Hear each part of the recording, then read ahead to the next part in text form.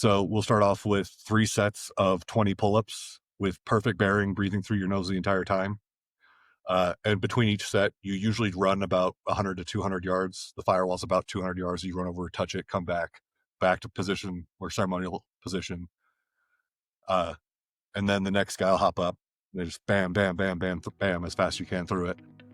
And then you'll go over to the curl bar, which is about 115 pounds. Team, welcome back to another week of the Measures of Performance and Measures of Effectiveness podcast. Calling us by our full legal name there. Are we in trouble?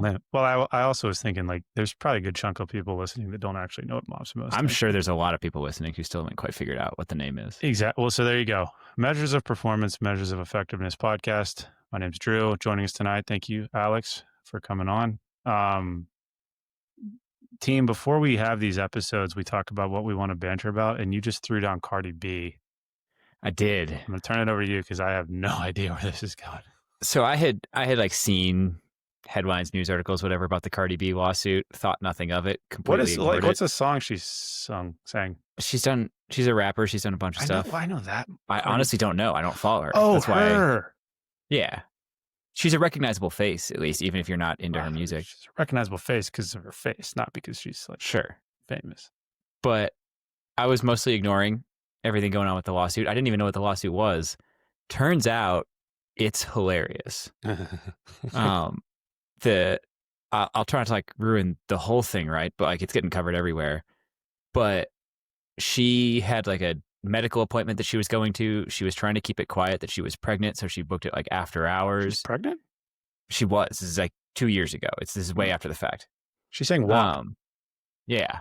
And so she's going to this appointment, and the security guard recognizes her, tries to talk to her, gets on the elevator with her, follows her out of the elevator, is like clearly like edging into like harassment territory. There was some sort of a scuffle. Allegedly, the security guard got like a scratch on her face. Fast forward a couple years, security guard sues Cardi B for like $24 million. And it's just one of those classic, like, the security guard's lawyer comes off as like pretty incompetent, is like asking all these dumb questions, looking like an absolute fool. Like Cardi B wears wigs. I think people who follow Cardi B know this. She wears different wigs many different times. The lawyer did not get that. Like one day she came into court and he's like, your hair today is like short and dark. She's like, yes. Like the other day it was long and blonde. And the day before that it was long and dark. Which is it? Like a gotcha, as though it was a gotcha question. Gotcha. Psych. The whole thing's fascinating. It's really, really funny. She got found like not guilty on any of the charges, but I will shout out Josh Johnson's comedy sketch on it. I think it came out like yesterday or the day before. Hilarious. Absolutely fantastic. I mean, shout out Cardi B for winning, or I guess not having to pay $24 million. Yeah, I mean, I feel like if it had been like a few $1,000s or a couple $100,000 even, they probably would have gotten away with a settlement and they probably would have gotten some cash. But 24 mil for a scratch is just not. It created great entertainment, though. It's pretty funny stuff. I mean, shoot your shot, you know? How are we going to transition this one to today's guest? I didn't really Speaking of great hair, this week, see? I think Billy would appreciate this. Introduce Billy to us because, folks, if you watch the video of this episode, you'll quickly realize that Billy's got phenomenal hair. Carry on. He has excellent hair, which he did not have when he was in service. The military doesn't allow high quality hair. Fabulousness. But no, they just can't tolerate it.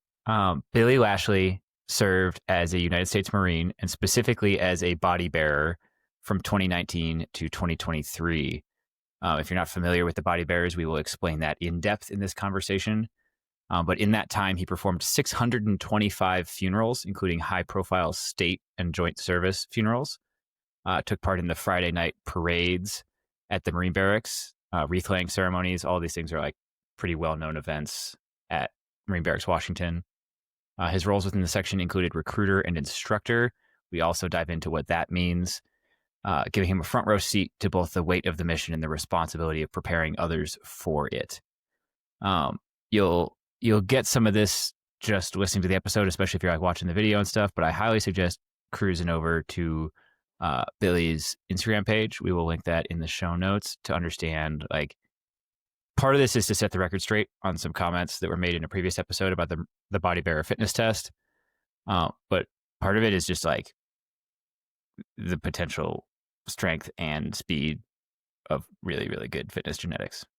Yeah. So you'll hear us talk about this in the episode, but the reason why this came about was because a number of reasons. First, in the kind of tactical strength and conditioning community, when you're looking around at PT tests, you will inevitably come across the body bearer test that they do. And that was what we referred to a while back in our PT test episode. I'm assuming it's the one where we were both coming to the table with like our 5 hardest tests or whatever it was.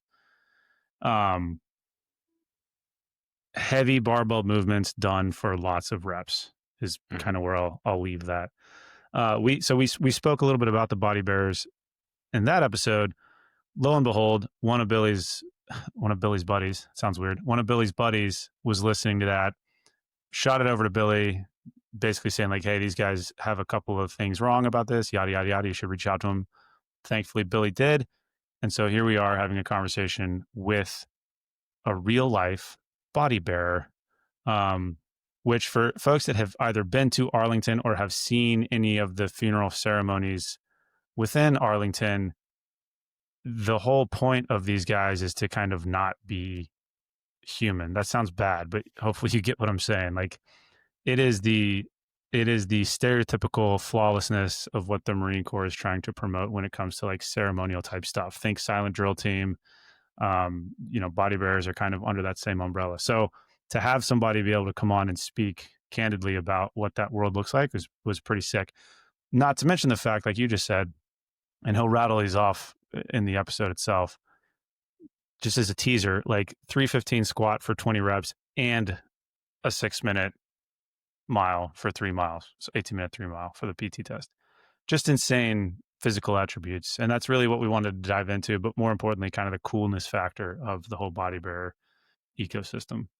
Would you consider this the opening of like a side quest series for you, or would you count the pilot episodes as already part of the side quest? Yeah, well, so for folks that have been with us for a while, I'm on kind of a side quest. It's become a bigger thing as I sit here and eat my crunchy ice cream, to just uncover these niche areas of human performance within the military. So body bearers being one of those. The pilots, I guess, was kind of that.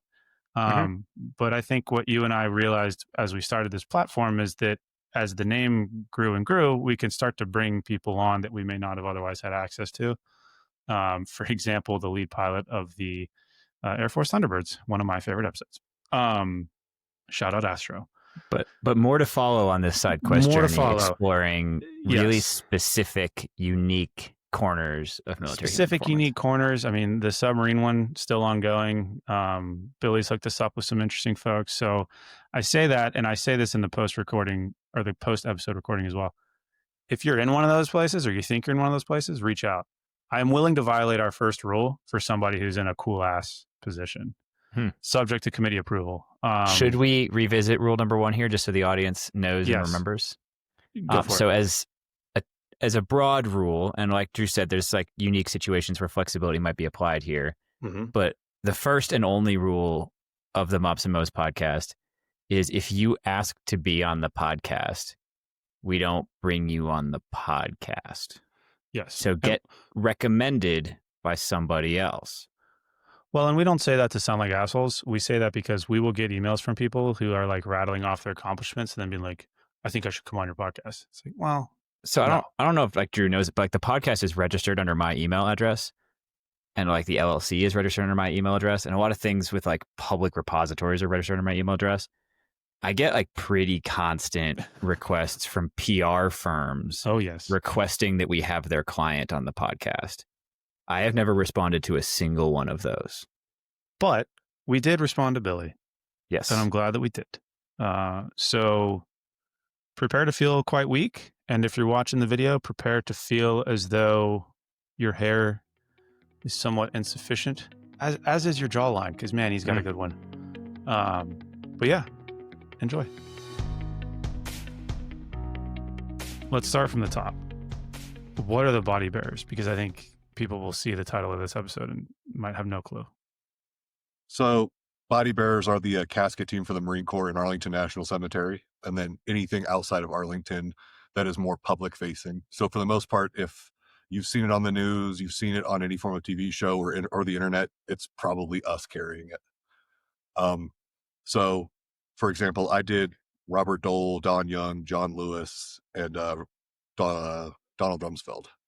I've got a few others, but I can't remember them offhand. How many? Woody Herschel Williams. How many total ceremonies did you do? Funerals? What's the right word? Ceremonies, funerals, whatever you go with, it works. I think I'm at like 625. I usually round up to 650 because I know I'm above 25, but I don't know how far. I have a friend who did like 1,000. And how long is it, like a tour of duty for this? So it kind of depends on the needs of the section, right? So during COVID, it was however long we could keep you there until you picked up staff or you got out. But in general, it's usually 2 to 3 years, depending. You can kind of request to stay, but it depends on your monitor and everything. So to give folks some context, the reason this episode came about is because, as you tell the story, because somebody reached out to you. They were in the hospital. Yeah. So my friend Greg Goslin, if you're hearing this, shout out Greg. He was up in the hospital dealing with some issues related to his spinal cord issues. And he sent me the episode over while we were texting. And he's like, hey, these guys did a podcast on you guys and they got some facts wrong. I'd love for you to help straighten them out. And I'm like, that's what we do. Because it's such a small niche section and program that not many people know about us. I mean, our shirts say world famous and the title is world famous. But the only reason we're world famous is because I'm like, have you seen this on TV? That's us. It's like, yeah, I think people know you exist. They just don't know a lot about how it works. For me, it was, and I know this was kind of what we were talking about in that the PT test episode was where this came up. But I remember, I couldn't tell you the first time, but like you figure out that this thing exists, this body bearer concept, and then very quickly you stumble into this PT test. And I'm going to read this based on what I have. You correct me if I'm wrong, but there's 10 reps of this: 225 bench, 115-pound barbell curl, 135 overhead press from behind the head, which is interesting, and then a 315 back squat. So you see that online and you're like, holy shit. How much of that is true? What does that look like? Just open that Pandora's box for us. So actually, that's just to get into the schoolhouse from the fleet. So tens is just to get into the schoolhouse. And then to graduate, you have to hit it all 420s. Wait a second. And yeah. You hit all four. So 225 bench for 20 reps, 115 curl for 20 reps, 135-pound overhead press behind the head for 20 reps. Yes, but it is seated. I think that's something where you might be a little bit confused. Fair it's enough. Seated behind the neck. However, we did modify it to where, God forbid, for whatever reason, you want to move to the front, you can. This within the last year I was there or so. But for the most part, we want you to do it behind the head. We're not there strictly testing strength. 135 behind the neck is not the hardest thing in the world. You stretch your hands out, you can rip it, no big deal. I'm testing your strength in a compromised position because I want to test your flexibility in your shoulders as well. And then because the way we carry is weird. Yep. 315 squat for 20. So that's to graduate. Yep. And even with that, it still has to be good form. Like if I'm watching you just slam the bar off your chest on a 225-pound bench, I'm going to take reps from you because it's like, yeah, you got it. But how much of that was you slamming it off of your chest and ricocheting it up? And it's full touch, full lockout. Same thing with all the other exercises. Behind the neck, it's below your ears, back up. Curls, it's all the way down, all the way up. And squat, it's breaking parallel and back up. High bar or low bar? Doesn't matter. A high bar, low bar, as long as you get it. I think it's worth talking about why. Can you break down real quickly, like what a casket weighs, how many guys carrying it, how easy it has to be to do that? What's the job that this test is theoretically ensuring you are prepared for? So obviously there's more than just this test. There's a little bit more that I have to see you perform on. But this test is to see your endurance with all of these aspects. The bench is to test your chest and shoulder strength, because when we do the casket carries, you're going to be using your chest, shoulders, and biceps a lot, right? The bicep curl is because at the end of that carry, we do what's called a ready raise. We sidestep onto the setup and then ready raise the casket up above our heads and bring it back down. I saw that. Why is that? It's our little send off to the woman in the casket. Interesting. Okay. Sorry. Keep going. No, it's totally fine. And then since we're carrying it up high, I need your legs to be strong. I need your core to be strong. That's where your squat comes in. Your curls, obviously, for your arms, as I said, the ready raise. Shoulders, because I'm carrying it like this, elbow into the lip of the casket if it has one. So your shoulders got to be strong. Front delt's got to be strong. And then chest, because you're squeezing into it.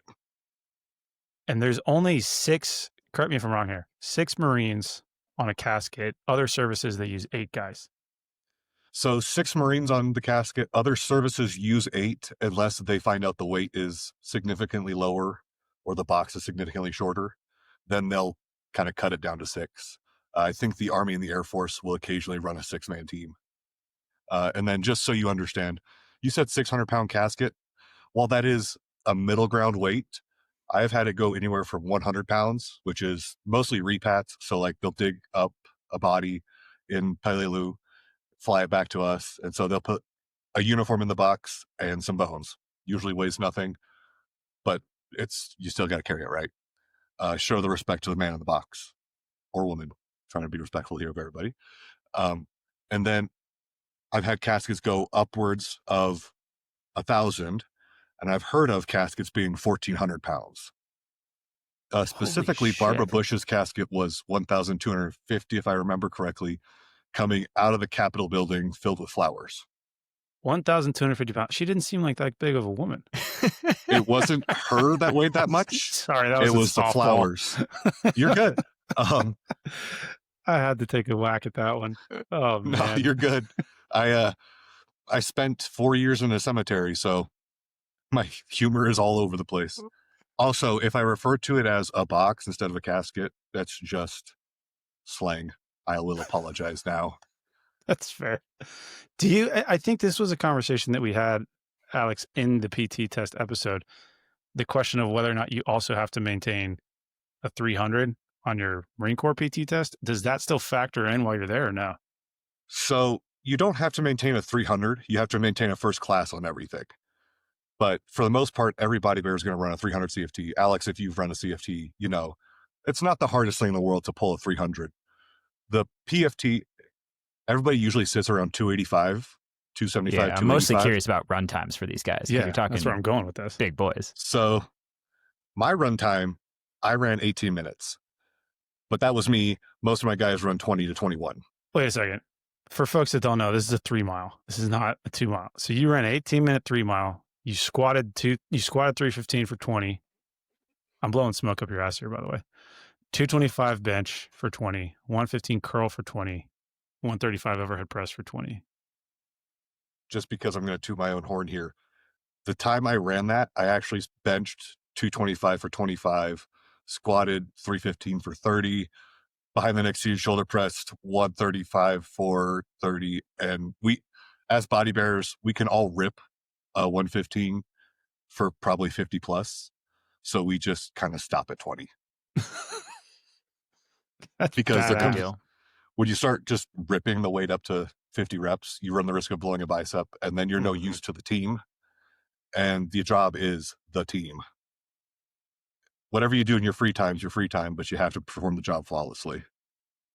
So all of that and the 300 for the most part. Well, 275, 285.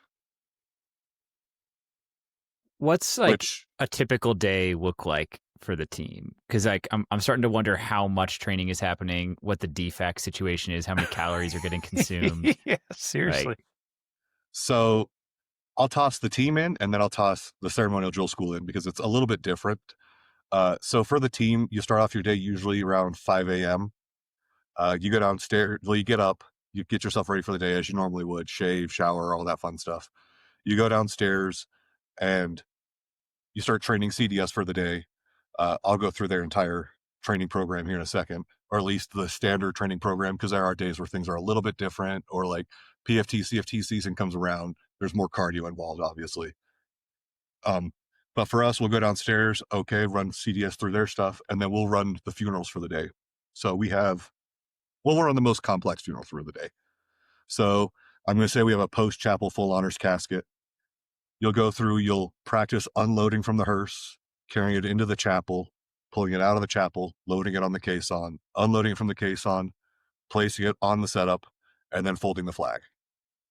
That's just to make sure everybody on the team kind of understands what's going on, make sure they got a refresher for the day, knock the rust off, even though you literally did it 24 hours ago, or 48 if you've got a weekend. And then you'll go upstairs, you'll get ready for your day. Funerals, well, you'll get ready for the day by like showering, putting your uniform on, edge dressing your core frames, making sure everything on your uniform is good. So like in the summer when DC gets up to 112, 115, 120, you'll develop salt stains really fast on those black blouses. So you have to sit there and either scrub your blouse or make sure it's good to go. Make sure all your buttons are good. And then you'll head out to the mirror, which is where we all meet up. And then we'll head down to the funeral bus. Before we go too far, I have heard stories in like certain units and things of like elastic in the armpits of the dress uniforms to allow for more shoulder mobility. Is that a thing you guys do? That is very much a thing, especially because like standard blouses do not have flexibility in the armpit. Mm-hmm. We also have hooks instead of running our belts through the loops on the back. They'll hook to the belt so that it holds itself on a little bit differently. It's a little brass hook that sits in the back, or a pair of them. A lot of bearers, me included, will tighten our belt down a little bit so that it can act a little bit like a weightlifting belt, just because you want a little bit to brace into, and your blouse usually is not there for that. Yeah, for people listening, I'm looking at pictures now because he mentioned the way you put your elbow to the lip of the casket. Like he said compromised position. He's 100% right. It's like a pretty out there, like elbow's about as high as you could physically raise it on the arm that's on the side of the casket. It's not a position you could get into in a traditional dress uniform. Yeah, it's a little interesting. It's fun. So now you were talking about food first. I'll talk to you about the food real quick. So because of our schedule, we're rarely able to make it to the chow hall. And I mean, when I say rarely, you might make it on the weekend. So we got BAS, basic allowance for sustenance. Mm-hmm. You get paid for food instead of your food going to the chow hall. So everybody cooked for themselves. Everybody bought food for themselves. So a lot of chicken and rice, ramen, and one of the big ones was ramen and steak, because beef protein, obviously delicious, and ramen is cheap source of carbs and salt. This is like a bodybuilder's you need dream. A lot of salt. It's very conducive to that, but again, that's not the job. Mm-hmm. Every time I've talked to students, talked to bears and everything, especially when they first make the section, hey, congratulations, you made the section, you ain't made it. Mm-hmm. You still got to maintain it. You still got to perform. You still got to get better. There are 6 different positions on the casket that have different things they all do. You have to master all of them. So, and as we like to say, we might get 600, 700, 1,000. The family gets 1, so everyone has to be flawless. That's a transition to something I wanted to go into later, but I'll do it now because you just teed it up. But like, how do you said 600, 1,000 funerals. How do you maintain that level of, I don't know, decorum, solemnity, throw in whatever word you want, just to make sure that it's at that level? And do you do like an after action for every single one of these? If you're talking mentally or you're talking physically? Like, I think mentally is what I'm most interested in. Like, how do you stay locked in? So, couple things you can do. One, first funeral I was ever on, first casket I was ever on, my instructor looked at me and said, okay, so first funeral you've been on, this is something to remember, or an easy thing to just help you. Don't think of it as a whole person's life in here. Just think of it as a box. You're just carrying down a drill. So you try to sometimes separate yourself a little bit from the family mentally, just so you can keep going through it. Mhm. But there are ones that'll hit you harder. Suicides, people your age. I specifically had one where the man in the casket was riding his motorcycle, had a heart attack, and unfortunately passed. And obviously, the wife is extremely distraught. This was actually like right before I graduated into the section, um, and she threw herself across the casket, and so like that kind of sticks with you. Little graphic. Suicides tend to have a different smell to them Hmm. because brain matter rots a little interestingly, as opposed to the smell of strong formaldehyde. You get a different scent, and I didn't that's even all I'm think gonna about that. elaborate on there. You'd be picking all that up because you're right there next to the Yeah, casket. I mostly ran what we called the senior man positions, senior and junior man. Those are at the very head of the casket, and when I say head, I mean like the head of the body.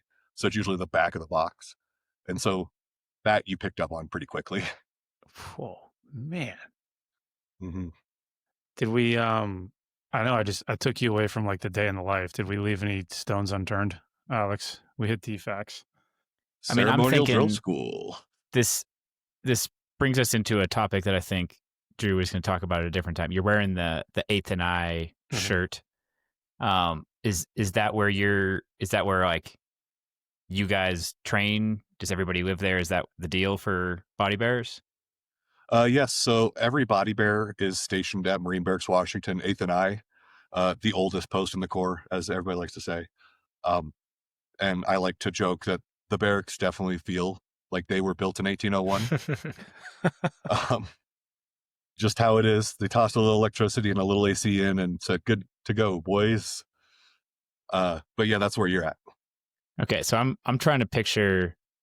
I'm trying to like mesh the day in the life you described with the fact that you're like kind of in the middle of like a residential area in Navy Yard in Washington D.C. Because like I've hung out in Navy Yard. I have friends who live there. I've gone to like yard parties out there and stuff like that. Mhm. And I feel like this is nothing. This is neither positive nor negative towards the body bearers or positive or negative towards the community of Navy Yard in DC. But I feel like you guys stand out in that neighborhood. Was I know that where ever an you're at. issue? um, it was never an issue during the day. Wait, explain it. After Hold on. work, Give me some context here. so Navy Yard is down in the southeast corner of DC. Mhm. It's notoriously not the best part of DC. Um, It's not specifically, horrible either, but it's just like I don't know. You're not used to like 250 pound guys just like cruising through these like restaurant little areas and like hitting the cafe or whatever. But uh, there were, I mean, everybody there loved us. I mean, for the most part, body bears conduct themselves extremely professionally, and that's not me tooting my own horn. Um, if we find out that you've been fucking around being a fool, it's kind of a big issue, and we handle it very aggressively, not in a like negative like beat the shit out of you sense, but like we have our own form of punishments. Like, sorry about that. Uh, if you see a body bear in the barracks or walking around town and they're not wearing black and gold, they're in trouble. No matter Um, what. no matter what, they've done something. Now, I mean, it could be something as small as you stepped a little weird on a funeral, or it could be something major. Wow. Because it's Mhm. a small community, right? I mean, there's not very many of you guys. Uh, so our TO is 16, and that's 16 body bearers, and then our extra is like 20, so we get like 4 students. So at any given moment, you have a maximum of 16 body bearers. Uh, when I was in, we had 10 at one point, which 6 on a team gets kind of short staffed pretty quick. Actually, I think we had 8. Yeah, we got down to 8 because it was 2. One was on baby leave and one had blown a pec. So it was every day you were out. There was no recovery time. And how many ceremonies a day? So it can range anywhere from 1 to the most I've had is 6 or 7. It kind of got messy with 6 or 7. We usually average 5 a day in the summer and 3 to 4 in the other months. 5 a day in the DC summer. Yeah, it gets a little warm. The best Jeez. part about it is the Marine Corps isn't always the best about the bus situation. So sometimes those beautiful black buses we have won't have AC. Is that how you guys got around, was black buses, or did you like metro over to Arlington as like a crew of guys all on the Bunch of dudes. However much I would absolutely love to see the 6 of us plus firing party plus the I'm going to call him the band kid, the bugler, riding the metro over to ANC. ANC being Arlington National Cemetery, just so I can keep using that. No, we took buses. So it was like the old school buses, or we had some cool tour buses we'd get to use once in a while. I just picture the bugle kid as like the coxswain on the Harvard rowing team, just like the tiny dude. Hey guys, wait up. So it's usually a member of the Commandant's Own, the Marine Corps band, and Commandant's Own or President's Own, kind of depending on the level of the funeral. And it was always fun with them because body bears are there for 4 years. I do this every day. This is my job. My job is, in fact, to know everything about Arlington and where we're going, why we're going there. And you'd get some kid who's a staff sergeant, a gunny, with like, instead of cross rifles, they have the lyre in their chevrons, and be like, oh, I'm in charge. And you're like, okay, where are we going? Tell me where we're going, buddy.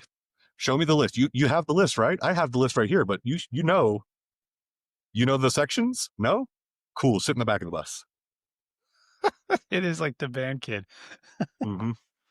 And I mean, 9 times out of 10, wonderful. I loved working with them. You just get that one new guy that was just like, oh, I have what's it called? Rockers. And you're like, but you don't know anything, dude. I appreciate that. Please don't confuse your rank with my billet. So, like, speaking of how you get to be there, and this is me trying to transition, even though the topic I'm going to is kind of unrelated. No, this is beautiful. I see what you're doing. I like this. Yeah, you like that, Drew? We do transitions a lot around here. Well done. How does the selection process work? Like, do you show up and like there's like some guy walks through looking for the biggest person in your class, and you're like, how does one find their way into this unit? It goes 2 different ways. We do take Marines from the fleet. So you can send us more or less like, hey, I want to be part of your section. How do I join, right? Or I want to come to you guys. What do I need to do? And for that, from the fleet, it'll be like, okay, get in contact with Gunny, fill out all this paperwork. I need you to send me videos of you doing squat, bench, deadlift, or not deadlift, squat, bench, seated shoulder press, and curls. Reason I want to see those videos, you might be hitting 315 on squat, but if there's only 3 inches of movement, it's not a squat. Or I'll see you squatting, I'll see you benching, I'll be like, holy cow, this kid has the worst form possible. He's going to hurt himself in 3 days. Absolutely not. Fix that. And if you're a good candidate, but you've got some things messed up, we'll work with you and be like, hey, this is what you need to do to fix that bench. You need to fix this on your squat before I can even think about taking you. Now, from ITB, and I'm saying ITB because it's a new thing now, a new name for it. But for me, when I went through, it was Infantry Training Battalion. That's infantry Marines coming from boot camp, infantry schoolhouse, onto the next part of the fleet. We usually will go out to those schoolhouses on recruiting trips. So like I've gone to Camp Lejeune. I've got friends who have gone out to, what's it called? Pendleton. And from there, I will go into your class. I'll do a whole presentation. I'll be like, okay, who wants to be a part of this and who thinks they can make the strength test? That's the big kicker. Can you make the strength test, right? And then we'll go over to the base gym and I will watch you hit it. And coming from ITB, we have a little bit different standard because we know, hey, you've just gone through boot camp, you've just gone through ITB, you're starved, you're depleted, you're smaller than you normally are. So for that, you have to hit 10 reps, but the guy, observing, has to feel that your 10 reps are worth taking the risk on. Because if we pull you from the fleet, it takes you from a unit, takes you from, say you want to be an 0331. Well, now you're an 0311 no matter what. So I have to have confidence that you can do it, and I have to have confidence in your character. Team, this episode of Mops and Mo's is brought to you by Train Heroic. Train Heroic is a reliable, well-designed platform for programming, tracking, and communicating with athletes. If you've been with us for any length of time, you will know that Train Heroic is the platform that we use to power our own training, long and strong, which you can find at our website, mopsandmows.com. If you're looking for a solid platform to support your own coaching, whether it's your full-time role or a side hustle, Train Heroic is definitely worth checking out. You can use the link in any of our show notes, you can find it in our newsletter, or you can head to our website, mopsandmows.com/training to get your first week for free.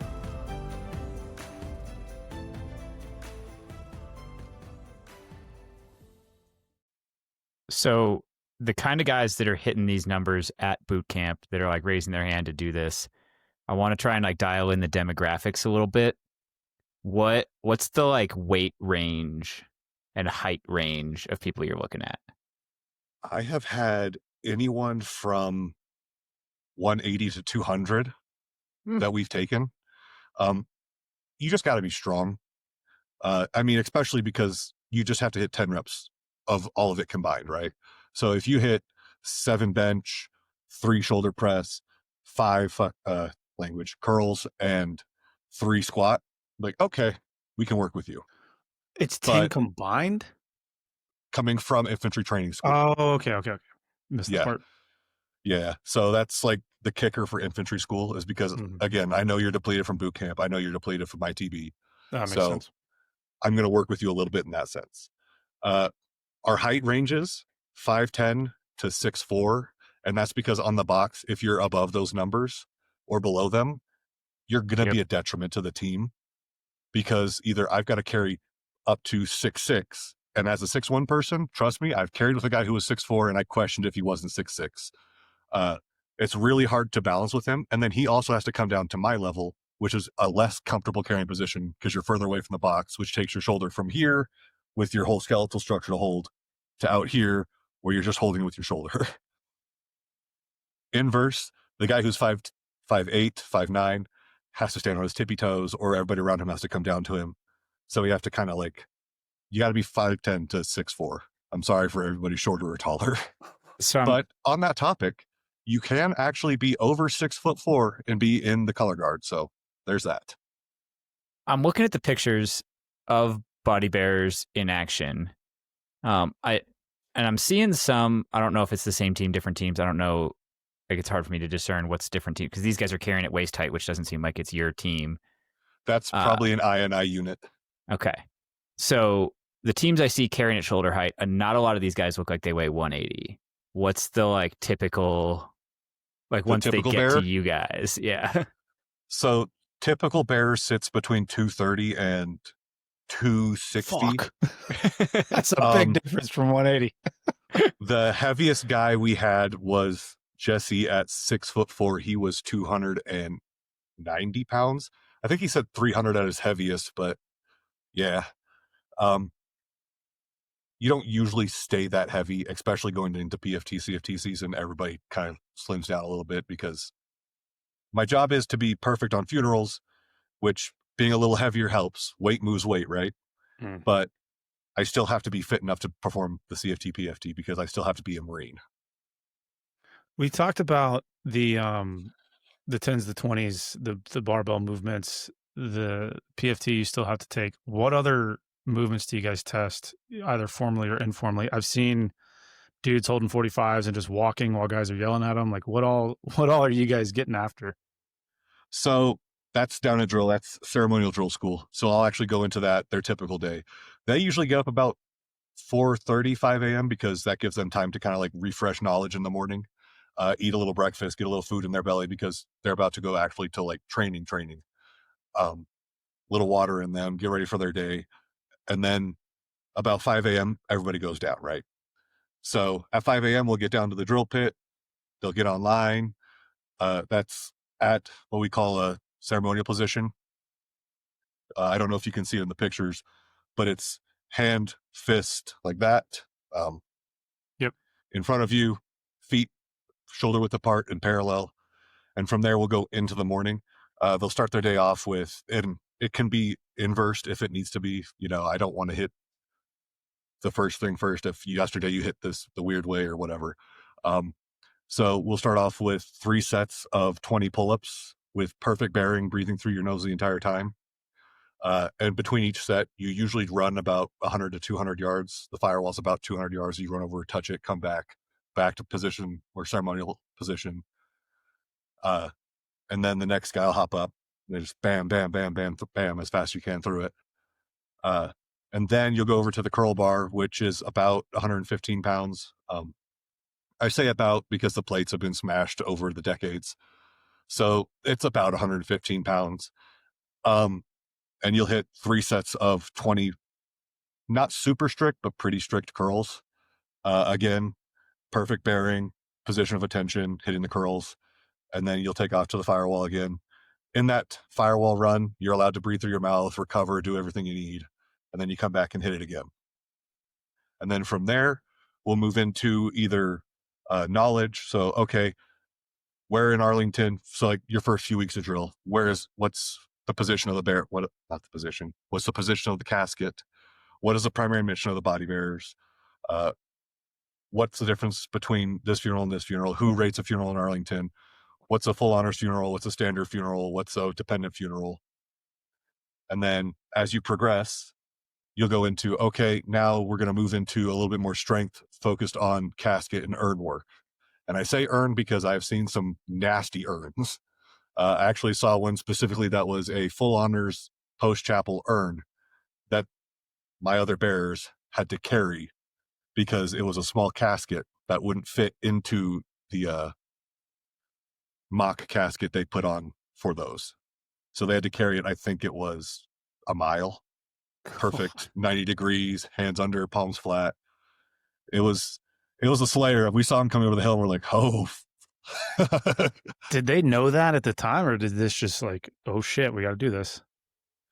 They had no idea until they reached into the hearse. So another fun fact about us, we don't ask the casket type. We don't ask the casket weight. We don't ask the casket size. All we care about is that it's going where it's going. Is there a reason for that, or is that just... Nope, just doesn't matter. That's awesome and sick at the same time. Like carrying that thing a mile in perfect... That's impressive. I mean, I'll tell you, they ceremoniously handed it off the whole way, but it was still a mile, at least a half mile each. It was rough. They got to us and we did the funeral and got on the bus and they're like, oh my God. What is it about? So we'll have links to some of these videos because like you said before we were recording, there's not a lot of information out there. Why is everybody always in a parking garage when you guys are working out? There's a good question. I mean, we do have a gym. And I saw the gym, but then it's like a really nice gym. Why do we keep going back to this parking I keep garage? seeing like parking garage with trash cans, like probably full of concrete or something. Like, oh, ye old shit cans. And yes, they're full of concrete. So one of those weighs 135, the other's 225. The silver one is 225, the green one is 135. So the parking garage is because there's nowhere big enough to carry a casket inside the barracks. Sometimes if it's a really nice day, we'll go out to the football field. We'll have somebody drive the casket over. But no, for the most part, it's just space. So the only place to really practice going up and down different terrains so you can practice raising and lowering to keep the casket level the entire time is the lower parking garage, because we can go up to the upper parking garage, or we can go all the way to the mirror, which is a 200-yard straight carry, 200 yards straight back, because it's about 400 yards total. It's just how it is.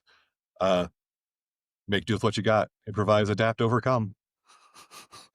I guess that checks You out. guys should see the Air Force casket team's facility. It is beautiful. And they have 8 dudes instead of 6. Yes. Man, do they have the same, just curious off the cuff, do all of the, you're going to kill me for saying this, the other service body bearer teams, I know they probably have other names, do they have the same, is correct. do they have the same PT test kind of standards that you guys have? No, not even close. Army's is more like just PowerPoint? carry it. Oh, Yeah. I mean, I'm not going to say PowerPoint because I know some damn good Army bears that I loved working with, but for the most part, it was just carry it.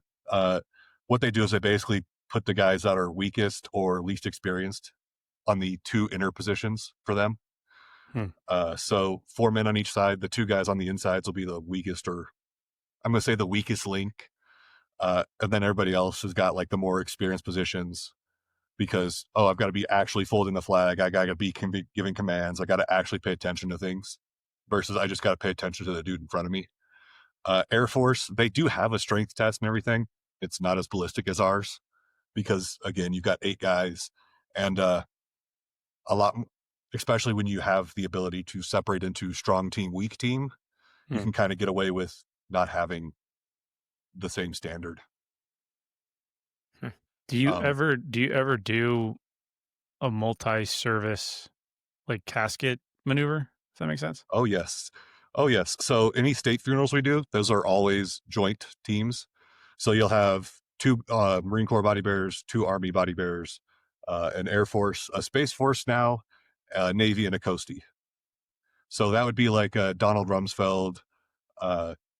What's his name? Sorry, I'm struggling with my brain right now. I'll just go with John Lewis, Ruth Bader Ginsburg, any of those.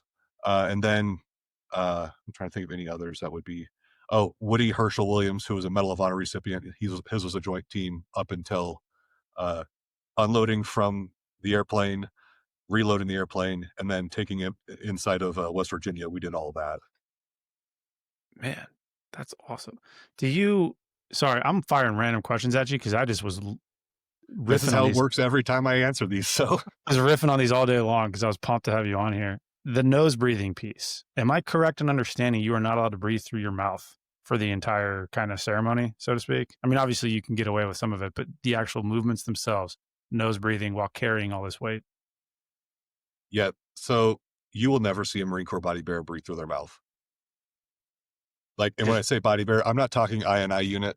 Respect to you guys, but you'll never see a black and gold shirted Marine Corps body bearer breathing through his mouth at all in a funeral.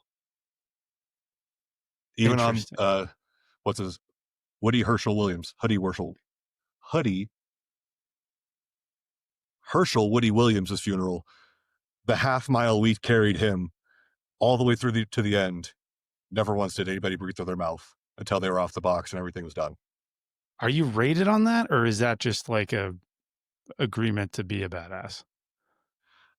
It's strictly flawless. Interesting. So the family can hear you breathing through your mouth. The family can hear you panting. Fair. So everything is, we don't want the family to hear it. Again, this is also what I'm going to add for that 20s on the strength test. It's also to test your endurance and recovery rate. Because once we get up with the flag and we're holding it, nobody wants to hear like, oh, okay, cool. My family member's fat. Awesome. It's perfect bearing. You come up and it's okay, 2 or 3 breaths and you're back to normal. This was nothing. So nobody ever accidentally let out like oh shit when you open the casket? Thankfully, I never had to open a casket. Not opening the casket. I realized as I said that, opening the hearse. Nope. I've had hearses show up that they're Escalades with air rides on them so they can pump up the brack. And they don't have rollers. So you reach in to pull the casket out, and normal hearses have rollers because caskets roll out of them. But when the casket weighs enough to need an Escalade with an airbag system, it's a lot of weight, and they'll pull up and you'll hear from the airbags inflating to hold it. And you're just like, beans. Oh, shit. But nobody says anything because I'm locked in at that point. Family's right there. I'm not going to let them know this is going to suck. Man. So what is your story? How did you end up here or there, I guess? So I actually, going to join the Marine Corps, I was just kind of looking into jobs and everything. And before the Marine Corps, I was a bodybuilder because I liked to bodybuild and I like to lift and everything. So I was like, body bears in the Marine Corps. Let's see, or bodybuilders in the Marine Corps. Let's see if there are any. And then they popped up on Reddit.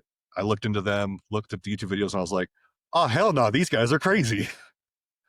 And then I went through boot camp, completely forgot about them. Went through half of ITB, and at halfway through ITB, Sergeant Kaufman comes in. He's like, hey, 8th and I comes down, does their whole spiel. You get the marchers, the silent drill platoon, and the color guard. They do their thing. At the very end, Sergeant Kaufman, the body bearer recruiter at that time, goes, okay, we're looking for strong, motivated Marines with good character to do this job. And at that moment, my entire company was like, Lashley. And so, which I wasn't opposed to. I mean, I was like, yeah, this is awesome. Hell yeah. So I walked up and went over and did the strength test with him.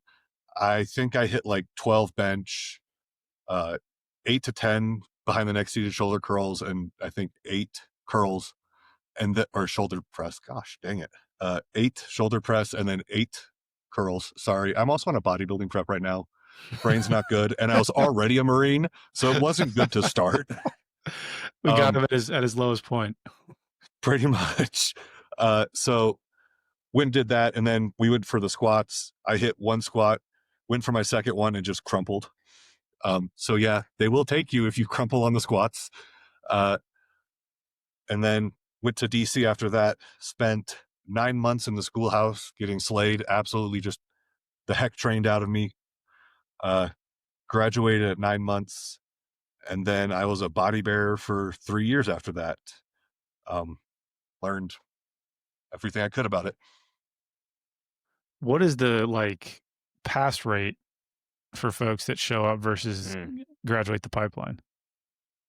So I cannot talk of right this minute, but at the time we had a 70% fail rate. Huh. What gets people? And that's what gets them? The mental aspect most of the time. Because going through the schoolhouse, you don't know when you're going to graduate. It's okay, well, anywhere from 6 months to a year.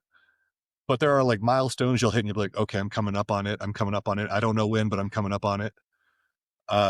About month 8, week 2, my friend who actually graduated the fastest out of anybody in the schoolhouse and I mean fastest ever, graduated at 3 months, 3 weeks, and 3 days. And we were actually going to graduate together. We were taking our final strength test together. And the last strength test I took, I got everything but the bench. This time I hit everything but the squats. And I missed it by 1. And I was not happy. And it is pretty strict on you have to hit that. So that's when the mental game got into me. I'm like, oh, I'm never going to make it. And the entire time through the schoolhouse, I actually, total Star Trek, Star Wars, sci-fi nerd. I had a quote on my phone from Captain Picard that said, even if you try your hardest, you may not succeed. That is not failure. That is just life. So I just kind of told myself for those last few weeks, look, they're either going to drop me or they're going to kill me because I'm not quitting. And that's just kind of what got me through it. But it's rough. You got to kind of prepare for the mental aspect of I don't know when this is going to end. I'm just going to be here and I'm just going to get up every morning. I'm going to eat this elephant one bite at a time. And hopefully I'm going to eat the whole daggum thing. I'm a little curious about just kind of the nature of that process, because it seems like the adaptations you're going for, the standards you're being held to, do require an ability to recover from a significant workload. And I'm not sure that environment is necessarily conducive to optimizing recovery, right? They're definitely going to get the stimulus in. I'm not sure if you're getting the recovery in. Was there ever a challenge keeping up with being able to adapt to the amount of stress you're under? Your first 3 weeks are pretty rough because you're adapting to the change in pace, the change in life. I mean, ITB, I like to say I would go back to boot camp any day. I would go back to ITB any day. Boot camp, the funniest place you're not allowed to laugh. I would never go back to ceremonial drill school, not because I couldn't handle it, I couldn't do it again, but just because there's a lot of stress that does go with it. You got to learn all of this stuff that's pretty much shotgun blasted to you. And while there is some hand holding, it is not, I'm going to sit here and spoon feed it to you. It is, you're going to learn it. And if you don't learn it, we're going to get stronger today. And I'm not I was an instructor for a period of time, and we had a very strict policy when me and Farnham, the guy who graduated in 3 months, were instructing of, I don't want to do the stupid shit. I just want to get through this with you guys. I want to train you. I want to make you the best possible bear I can make you. But if we're going to be stupid, I'm going to show you I can get stupid too. So if you're going to be dumb, you got to be tough, right? Which after your first 3 weeks, it's pretty easy to not be dumb. Is this just like Marine Corps history? Like, what are you getting blasted with? Positions on a casket. So with caskets, it's a little bit intricate. The footwork, moving with the team, moving in step, because there is no marching up to the casket and everything. We don't make hut calls. It's completely silent. You move as one. The only time you get hut calls is when you're under the load or when you're coming up to the caisson and it's stopping. You'll get the first hut on the startup, and then you'll get the last two hut, bearers, halt. And the whole process is to try and get that into your head, muscle memory, to where you're not thinking about it. And I know you're not thinking about it. As a bearer, I want everybody on the team with me to think exactly like I do, so that if something goes wrong and I have to call a freeze, everybody's thinking, okay, this is how we're going to solve this right now. So like, I've had caskets where we've set it down on the setup, and it was heavily angled, right? It was on the side hill, and they left the rollers on, which is common sense not to do. So the casket just starts rolling slightly. So we immediately call a freeze and just kind of pick it up and wait for the funeral rep to come over, who for some reason did not process for about 30 seconds that there was an issue, and finally comes over and removes the rollers, and then we set it down, right? But you're doing that if you're on the ends of the casket with one hand holding the flag, so the flag never touches the ground. The guy in the middle is holding all the weight, but he still needs you to balance it because the head weighs way more than the feet. Just listening to this, like, I don't know what to describe the reaction as. I hated nothing more than drill and ceremony when I was active duty. Like, it was my least favorite thing to do. Like, I have like pretty vivid memories as a cadet of like fucking up saber movements and just like hating it and being mad the whole time. And like, I cannot imagine the amount of like just every day being drill and ceremony. I would have lost my mind. I don't think I could have even survived. You know, you get the hang of it. I mean, you get the hang of it. So the big part was like being down in drill was designed to be a lot of stress because I want to mimic what it's like being on a funeral and having to perform perfectly. So you'd have kids that would be masters of drill up in the room, but the second they get downstairs, they lose their mind, which is exactly what I need you to not do. So we'd go downstairs, they'd mess it up. We'd do some strength training, and then we'd come upstairs and everybody else would go on the team. And I'd go up to the room and be like, okay, hit it right now, hit it. And they'd hit it and be like, okay, so what's the difference between here and there? The stress, corporal. And I'm like, well, you just did it in front of me right here. There's no stress. Just think of it as the room. That's all it is. It's just the room. Just a different change of lighting. Is there another? Because I'm thinking about like the silent drill team is the one probably most people know, but is there like another Marine Corps or otherwise like ceremonial unit that you look up to? Like, what's the peak? Tomb of the Unknown Soldier, the Sentinels. Yeah, I was going to ask about that. That's like the top of it. That's what I would consider it. I like to say grind recognizes grind. I was actually close friends with a Tomb Sentinel. I went to their 100-year gala with him. He was a really great guy. I got to see all their like behind the scenes nonsense being actually like really important sense, and see how similar our units were, because their policy is also flawless and perfection. So it was really interesting to see all of that, work with them. They're really good guys. If you guys ever get the chance, 100% worth it. I actually have, you can't see it, I'll move my camera up later, but I have a whole bunch of their coins up on my coin board behind me. Great dudes. And we women, should do that. We should get us a Tomb of the Unknown Soldier guard. I can set you up with one for sure. I don't know if he'll come on your podcast or not. I can't guarantee nothing, but I can definitely get you the information. Hell yeah. And I definitely think I could get you guys, if you ever visited DC, to actually like see them in the tomb and everything. Yeah, I've seen it. I haven't obviously didn't get like behind the scenes or anything, but it's a cool. They got a whole Sorinex gym set up. Sorry, no free ads. There are other gym equipment companies, but I think they got a whole setup for their training space. If YouTube is to be believed. Do you guys have? I should ask you this at the beginning. I'm assuming the answer is no because you have a parking garage and trash cans full of cement. But like, is there a performance team element to any of this, or is this very much a DIY dudes figuring it out kind of organization? So the barracks does have an athletic trainer, but for the most part, it is just 60 plus years of evidence on what works and what doesn't. Like every single guy in the section has a shit ton of experience with training and recovery and everything. I mean, most people came from powerlifting backgrounds, some strongman, bodybuilders. A lot of us kind of know how to like, okay, this is what you need to do because you're not doing it. You need to actually do some stretching. You need to do some foam rolling.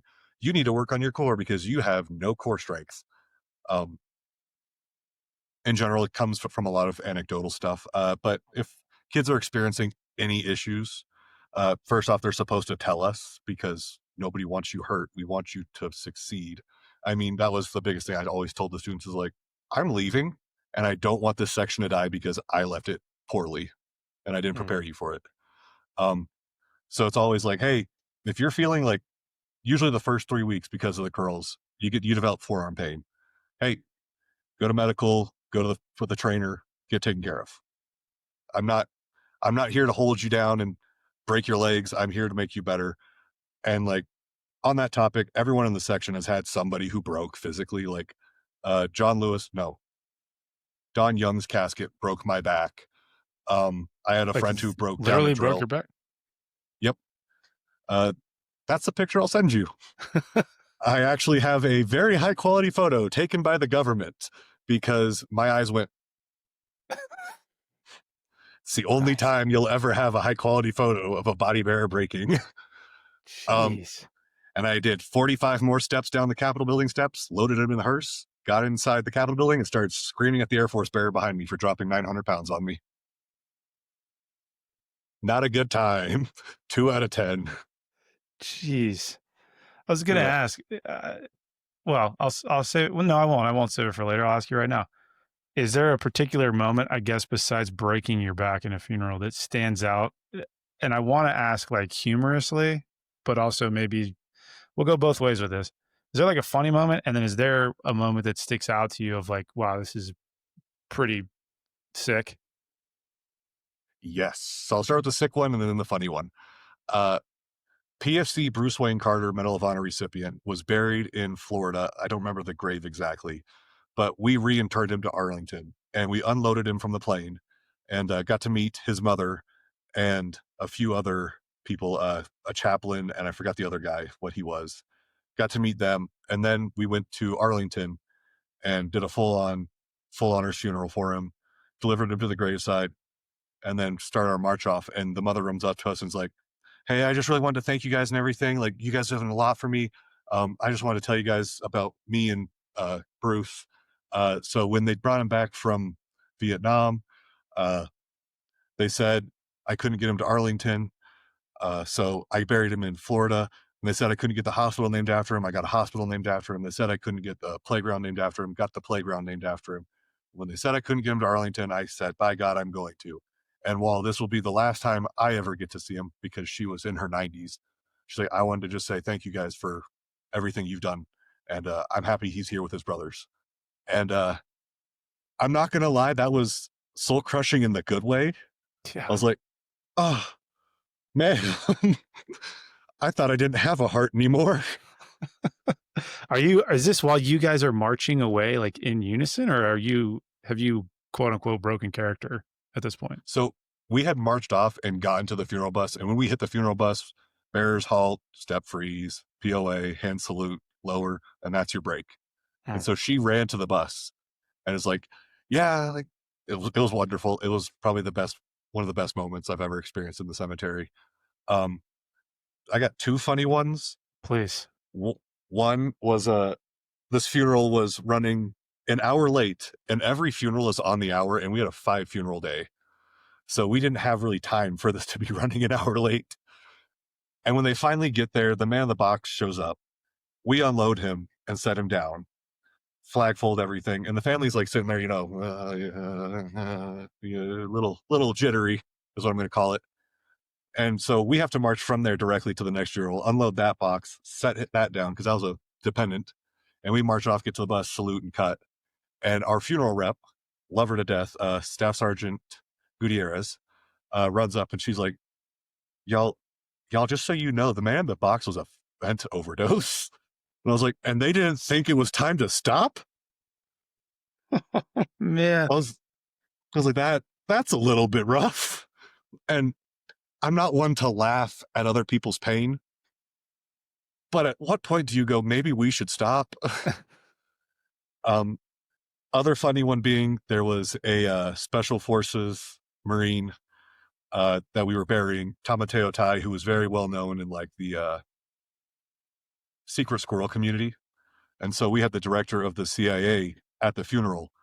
And one of his security agents comes up to me while we're at the chapel. They're doing the ceremony inside. We're all outside because, we want to kind of cool off and wait.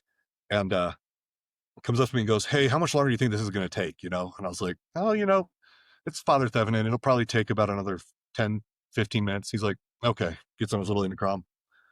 Comes back. Is there any way we can make that 5? I was like, dude, I'm a corporal.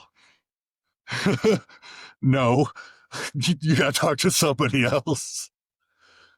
Which, it was kind of cool to have all of Secret Service surrounding the section we were in, but it was really wild to be like, who do you think I am? Can you make this fast, please? So that does raise a question I was thinking about. As we've been talking, I've been like pulling up some pictures for references of things you're talking about and looking at it. I don't see you, like you were an instructor as a corporal. In most of the pictures, I don't see anyone above corporal. I can't find any pictures with anyone above E5. What's the like operational lifetime of a body bearer? Like what happens? Like do people last? Do they break? Do you age out? What's the deal? So the section doesn't have a TO for an E6. So once you pick up E5, that's when the clock really starts for you. Like no matter what, you're leaving us eventually. You're either getting out or you're moving up. So the entire section is NCO driven, NCO ran. We have oversight from the company staff, like Gunny Norberg, company guns. He was our oversight. He was our link to the staff and everything. He would come down and check everything, approve everything, and take care of us if we need anything. But for the most part, it is NCO driven. You have a lot of paperwork that we follow, documentation, planning for the day. If we need to have a remediation drill because there was a mistake on a funeral, what that's going to look like, when that's going to happen, and we have to get approval for it. But beyond that, it is NCO driven. And going into the section, unless you are a brand new sergeant, and when I say brand new, I mean you picked up a week ago, they will not look at you because we just don't have the time on you to take. All right. So you've been chatting with us for almost an hour now. I think Drew is probably going to hit you with like a bunch of rapid fire fun closers, but before he does, we were chatting about this before we hit record. I do have to ask you it. I know you have to manage your answers to this, but I got to ask the steroid question. Like, what did you see? What did you not see? Does the question get asked a lot?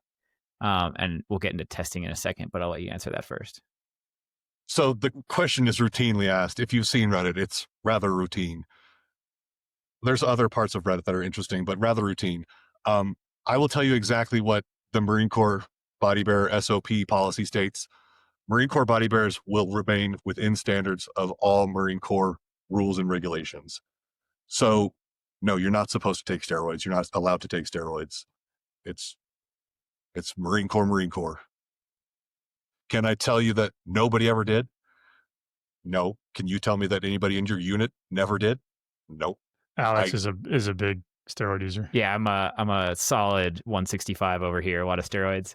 I was going to say, you guys should see this. This man is probably 5'4", 165, and he's about as wide in the shoulders as he is tall. So you, because I think it's valuable to the steroid conversation. You mentioned before we hit record about like the frequency of testing that was happening and some consequences of that. I think it's worth, if you're able to talk about it recorded, I think that might paint the picture for some people in terms of how that's enforced, how it's addressed. Sure. So my first few years in the section and going into the section, we were tested quarterly. And when I say tested quarterly, 2 body bearers and 2 CDS students were selected at random to get tested quarterly. You For had no idea. steroids. Yep. You had Which no I idea think- when it was coming. You just knew it was going to be in the quarter.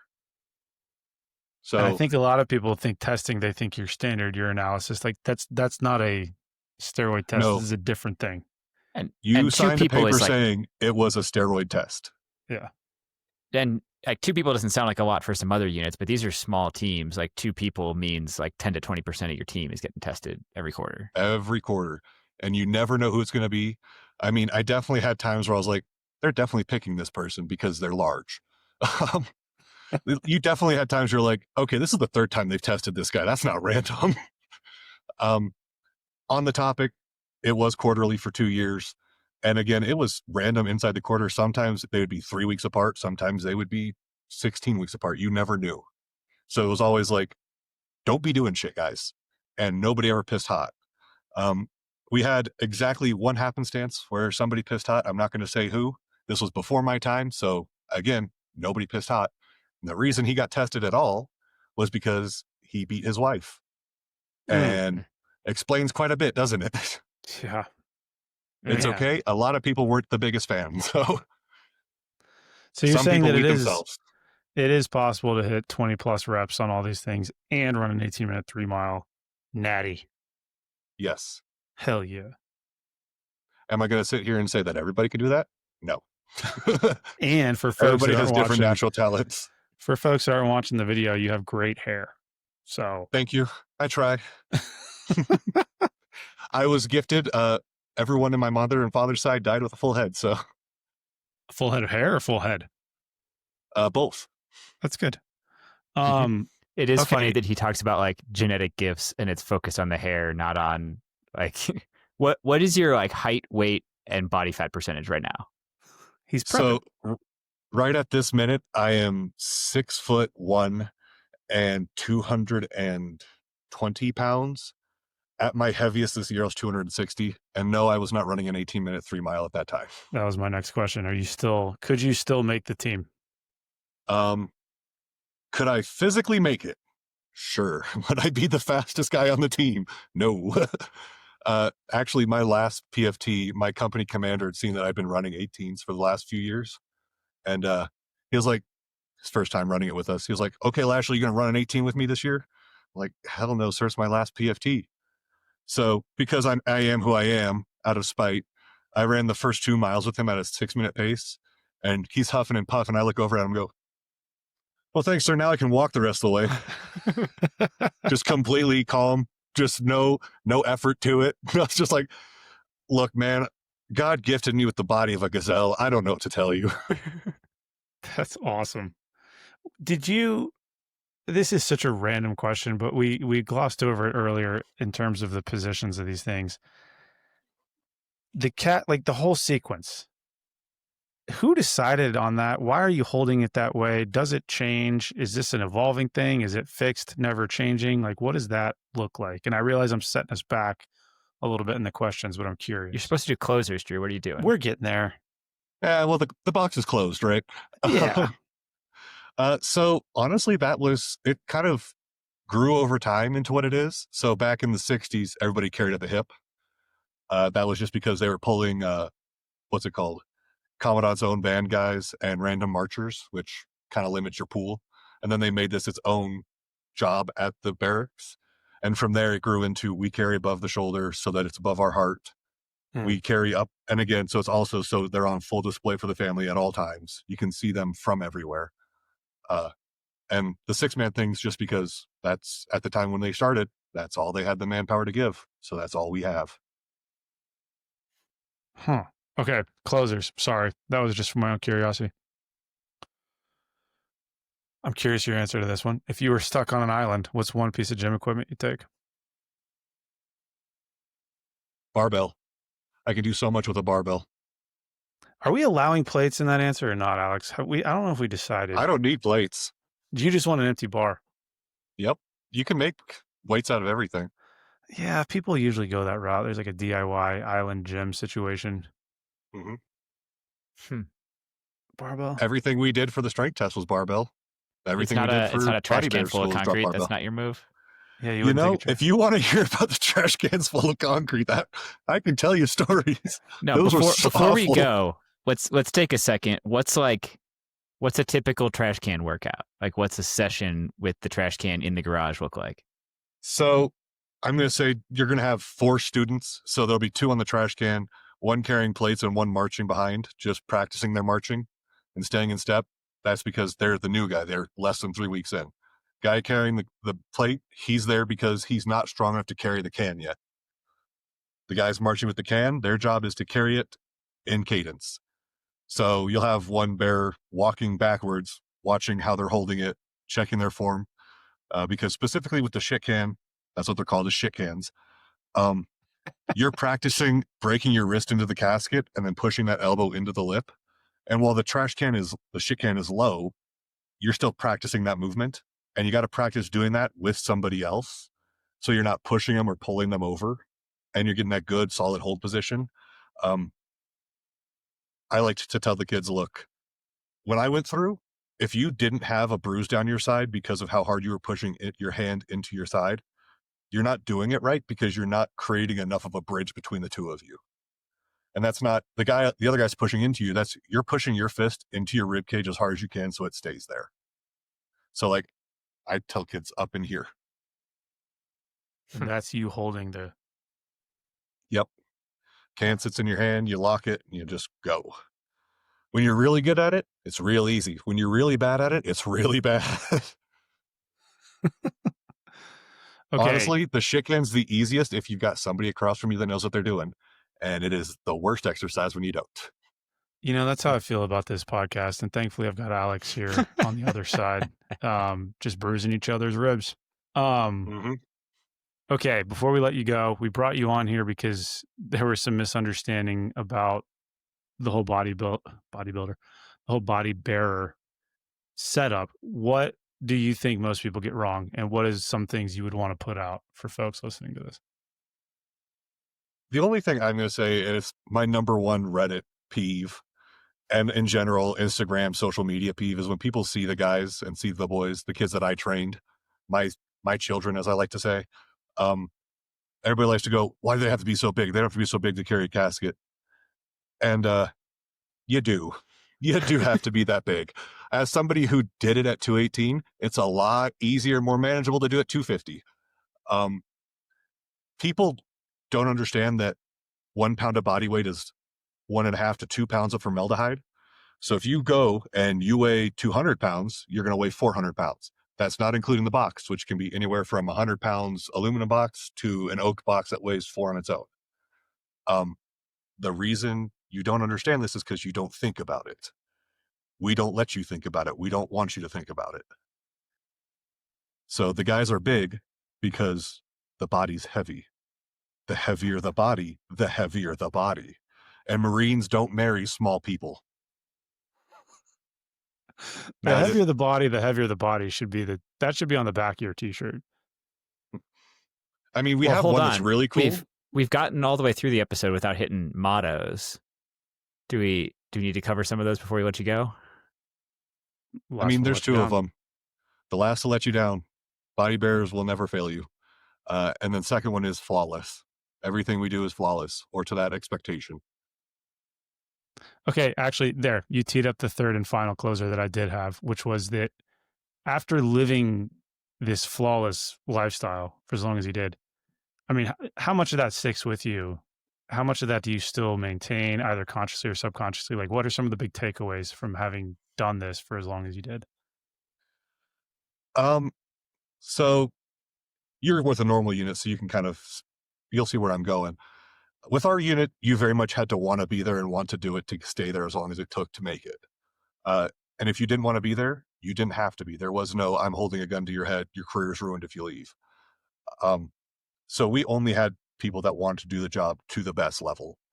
Getting out of the military, people just want to do the job and get it done and go on with their day. Working in construction, the first year and a half was mentally exhausting and emotionally draining because I'm like, why don't we just do this right the first time so I don't have to do it 10 times? We could just do it perfect once. And nobody works on that. They work on, I just want to be done today. You get the same issue in normal units. normal field units, normal grunt units, normal anywhere. The guy that shows up to work every day, barely does his job, and then disappears, didn't have that issue in the section. That's what I'll tell you is the biggest, hardest thing that sticks with you is you can choose to be flawless every day,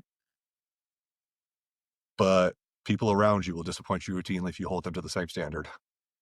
Important background from before we hit record, we discovered that there's a strong likelihood that Billy built the house I currently live in. I'm going to choose to believe that everybody who worked on this house had the flawless mindset and that. Oh, no, your house is perfect. Yeah. Okay, good. Perfect. He built it by himself. I know your house was, it was all me. Yeah. Right after I got out, I was doing it by hand. Oh, man. On that topic, we should get coffee sometime because I've got a coin for you.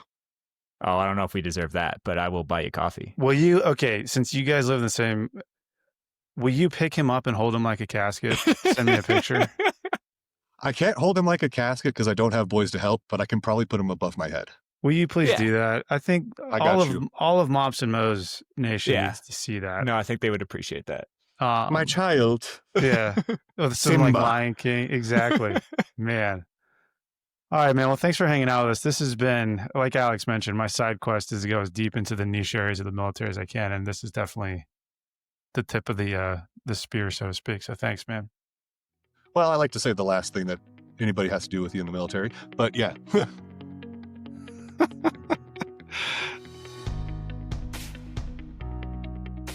Team, welcome to the Mops and Mo's after party. As you may have heard in the recording, certainly you will hear in the intro, Billy represented hopefully the first of many dominoes in my side quests of niche tactical human performance areas. Drew's very interested in like specific and abnormal like ways people serve in like physically demanding ways sometimes. He's interested in submarines. He's interested in Drew loves pilot stuff. I will say as the guy who like runs the back end of the podcast, those episodes consistently get our least downloads because it's not as relevant to people's lives, but it's still fun. It's a learning experience. Because the listeners suck. I'm kidding. No, you guys are I'll great. say we've done this before. The Mops and Mo's of Mops and Mo's. The number of downloads an episode gets does not necessarily correlate with the impact the episode has. Mm-hmm. I think we get more positive, insightful comments from the least popular episodes than we do for the most popular episodes. The heavy hitters. What is the Bruce Lee quote makes no sense here, so I won't say it. No, I think what was interesting, and I mentioned this when we were talking to Billy, the strength coaches in the tactical space might resonate, but when you're kind of Googling around to figure out tactical strength and conditioning, obviously you settle on PT tests. And like we mentioned in the PT test episode, you won't get very far down that rabbit hole without running into that body bearer's PT test. And I think, as Billy mentioned, like to me at least, it stands out because number one, it is all barbell movements. Number two, it's heavy fucking weight. And then number three, like for high reps. And then as Billy mentioned, that's on top of maintaining for most of these guys, like a 275, 285, in some cases 300 PFT, which like we said, for people that don't know, that's an 18-minute 3 mile. So you got to figure all of that taken into account makes for a pretty interesting podcast conversation. And for people that didn't watch the video, Billy's like a strong, like you can tell this is a strong dude. So I, for one, was pumped to have him on. He mentioned this off air before recording, and I think we probably touched on it during the conversation. The reason he reached out to us originally through email was because we had some misconceptions about the body bearers. They are not a very, it's interesting to think of them not as a very publicly facing organization, because in a lot of ways they are a very public organization. Like you see them, every Arlington cemetery video you see probably has these guys doing their thing. So for me, at least, it's always cool to have folks on, allow them to use this platform to kind of shine some light on what they do. One, because there might be Marines out there that think it's a cool gig and they might pursue it. But then two, I think it helps for the human performance community that we speak to. You kind of recognize how big of a world you're a part of. It's not just infantry guys doing PT tests. Your turn. I said it. I don't know if I said it at the top of the actual episode or said it pre-recording, but these are very much Drew's side quests. I love it. I will never stop. This is a quest that he is on that I am entertaining. But I think it was still like a really cool conversation about a part of the military that I don't think very like there's content out there on body bearers. Not a lot of it has like a personal feel to it. Like you're actually talking to like a person about like their views on it and what they think and how they experienced it. So I think I got a lot out of it from that perspective of like, rather than the like distant, unidentified individual where you talk about it, it's actually like, hey, I'm the guy, I did the thing, this is what it was like. Well, and they're not even really meant to be. That sounds bad. I was going to say they're not really meant to be human, but like they function. No, like there's the individual is kind of removed from the thing. Like they don't wear name tapes on their uniforms. That's exactly. Yeah. Yeah. So no, it's cool. And the other thing too is like, again, for the strength coaches out there, every once in a while, you'll see a job posting pop up from some like obscure organization within either law enforcement, military, fire, whatever, State Department type stuff. And for me, at least, and the reason that it kind of kicked off this side quest passion of mine is because you kind of recognize like, oh, wow, there's some people out there that are doing some really cool things in some really cool corners. And so I say that to say this: if you consider yourself to be working in human performance in some weird corner of all of this, hit us up. We might have you on for a conversation. Yeah. Boom. Awesome. Well, guys, we will see you next week. Hey, Alex, let's cover our ass real quick. Oh, great idea, Drew. All right, guys. The views and opinions expressed in this program are those of the speakers and do not necessarily reflect the views or positions of any entities they represent. Thanks for tuning into this week's episode. Before you go, please rate and review the pod on the listening platform of your choice. You can also visit us on our website at www.mopsinmos.com. That's mops, the letter N, mos.com. You can check out the library of podcast episodes, our latest blog entries, any helpful resources, and also sign up for our newsletter. Drew nailed it. Just to underline a couple of things, the podcast entries have in-depth show notes on the website. So if you missed anything or you want to read any of the research we talk about, it is all there. You can, at the bottom of the website, sign up with your email and receive future updates from us. The blog posts go a little bit more in depth in kind of written form on a couple of topics we get questions about all the time. But most importantly, I just want to ask all you guys, our best way the word gets out is absolutely word of mouth. So tell your friends, tell the people you work with, anybody you think would find it useful. Thanks for spreading the word. If you have any questions or comments, feel free to shoot us an email at either Drew or Alex at mopsinmos.com. Or there's a contact form on the website. Thank you.